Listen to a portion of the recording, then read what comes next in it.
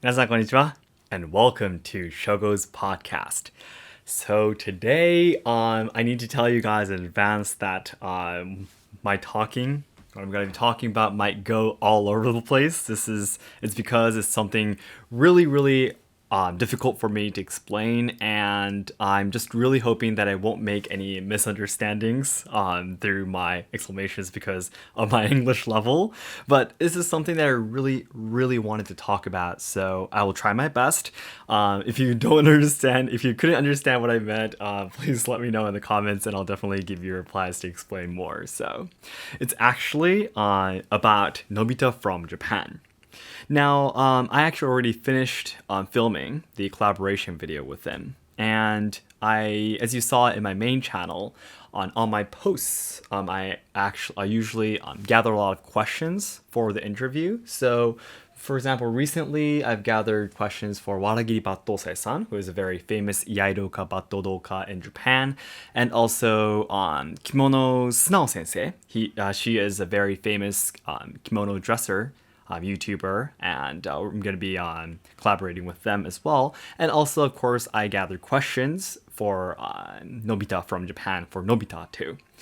And when I did so, I saw a lot in the comments. Well, maybe not a lot, but a few comments saying that Shogo, I'm very disappointed that you're interviewing Nobita because this man is a racist.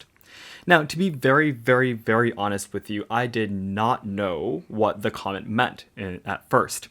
And of course, because there was, I don't know, 3, 4, 5 maybe comments saying the same thing, I did some research. It was really difficult for me to find information, especially from, because, Nobita makes videos in English. There's not much information in Japanese.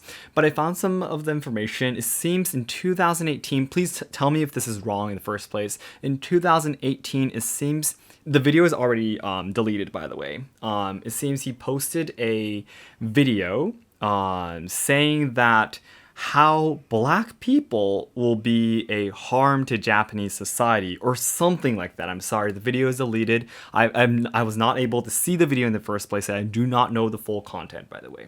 And I did, though, find on YouTube where there are a lot of people saying, okay, so Nobita, I do not like you anymore. I cannot believe what you said, and so on and so forth. And listening to their opinions, their stories, I've kind of guessed what the video was about. And first of all, what I want to say is that as I explained when I talked about the burak problem, burak discrimination in my main video, the discrimination in Japan that has existed for more than a few thousand years.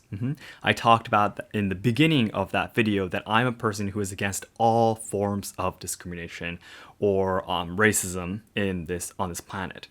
As I always say, no matter how you look or what you believe in or what you do, or no one has the right to slander or attack you for it. I am a person who believes that anyone can do or believe in or think or, dream of anything they want as long as it does not result in violence. Yeah. So I'm a person who believes that. So first of all, I want to make it very clear that I think that the video that Nobita made was a complete mistake, and it's something that was very bad to the people. And that's one thing I want to make very clear. I would obviously not make a video like that.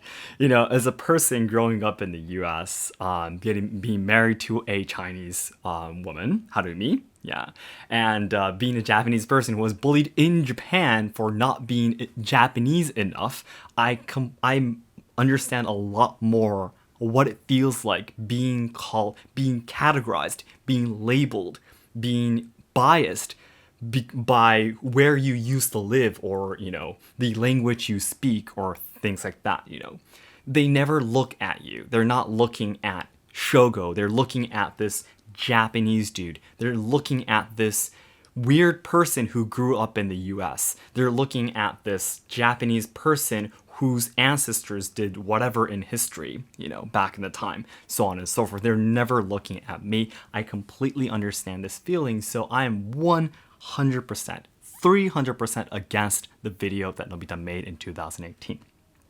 But my main message starts from here. Also, at the same time, what I felt looking at the YouTube videos, looking at the comments that came to my post, I posted very recently, within like a few weeks ago. Another thing I thought was that the video was posted again in 2018. Yeah. But by the way, if everyone's not talking about this video, I'm very sorry, because the fundamental what should I say, conversation here is going to be collapsing. But if everyone's talking about that video that I found it on the internet that everyone's talking about, if it's that video in 2018, which Nobita deleted, and also he made an apology video and apologizing to everyone, and it seems he actually had a lot of conversation with his viewers and deepened his understandings of why everyone bashed him for it. Yep. He obviously didn't understand that he was doing a bad thing at that time, right? And, to be honest, Japanese people who born and brought up in Japan only tend to do that. That tends to happen, There's mostly only Japanese people around you, and you don't understand the situations outside of Japan. These things tend to happen. But he did apologize, and he was willing to learn, listen more to everyone's voices and such. So the thing is, even after 3 years have passed since that video and his apologies, there are still people accusing him as a racist, right? So this point really caught me, what should I say? I thought this is also a, not a problem, but I think it's something that I would not do. And let me explain a little bit more about why. When someone tries to challenge something, maybe it could be you, maybe it could be me.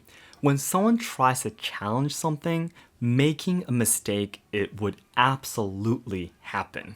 There's no way to avoid making a mistake when you try to challenge something, right? And when you challenge something, you make a mistake. When you make a mistake, you might hurt someone, right? But all you can do is to apologize, right? And move on from there. If you don't forgive someone for their mistakes, if you never forgive someone for their mistakes, you will never be forgiven for your mistakes, right? If you go up in public saying that I hate this person from 3 years ago because he made this video or he did this action, I hate her from 5 or 10 years ago, I don't know, because she did this to me, and if you continue that, if you never forgive that person, if you continue to tell others that you're never going to be forgiving that person, you will never be forgiven for the mistakes that you make too. And then what happens? You will never be able to make any challenges in your life, right? Because if you challenge something, you're going to be making mistakes at some point, and then everyone's going to be telling you, well, you did not forgive that person. Why are we going to be forgiving you if you don't forgive others? Does this make sense? I hope I'm making sense. I'm sorry. So I think this is a really important point. Now, I know it's very, very, very difficult. I'm not saying, because, I'm not the people who Nobita was talking about in his video, right? I am a Japanese person, and the video that he made was not talking about me. So it's very, I cannot 100% say that you guys should, for example, forgive Nobita, because I cannot fully understand your pain, right? But if this was not about Nobita from Japan, if this was a general problem or a situation, this would be my opinion. Yeah, and I always, of course, there are some times that are hurt by, I myself are hurt by comments, by others' opinions or voices. There are lots and lots of times where there are people who literally come up to me to just hurt me so they can feel better. Now, this is something that happens so often if you are doing something on social media. Even if you are just on Instagram or just on Twitter, there are people who do that to you, right? I'm pretty sure you understand. But I always try to forgive them. Even not just on social media, by the way, for anyone, by the way, my, I don't know, classmates in the past who bullied me, or, these kind of people, even my parents, who were, like, my father was very, physically, both mentally abusive. I forgive him now, because I want to challenge many things in my life. And when I make challenges, I'm going to be making mistakes, and I want everyone to forgive me too. So that's the reason why I'm going to be forgiving everyone else too. So this might sound a little bit weird because I'm like forgiving everyone because I want to be forgiven. I just feel that the world would be so much nicer. I know there's so many things, that terrible things that people can do.